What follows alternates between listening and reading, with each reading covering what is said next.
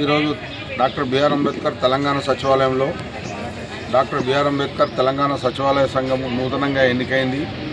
నూతనంగా ఎన్నికైన తర్వాత మాకు మొట్టమొదటి గణతంత్ర దినోత్సవ వేడుకలు జరుపుకునే అదృష్టము, ఆ భాగ్యం మాకు కలిగింది.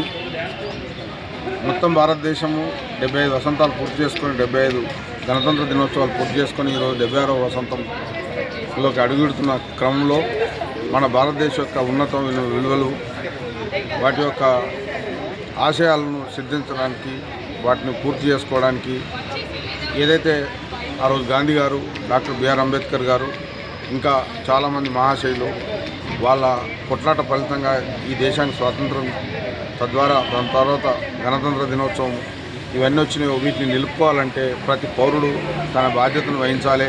తన బాధ్యతను వహించి ఈ దేశానికి, దేశం నాకేమిచ్చిందని కాకుండా దేశానికి నేనేమిచ్చినా అనే కనీసం ఒక ఆలోచన, ఒక సోయితో పనిచేస్తే ఈ దేశం త్వరలోనే ఒక అభివృద్ధి చెందిన దేశంగా రూపొందుతుంది. ఇంకా ఎంతకాలం మనం అభివృద్ధి చెందుతున్న దేశం అని భావించాలి.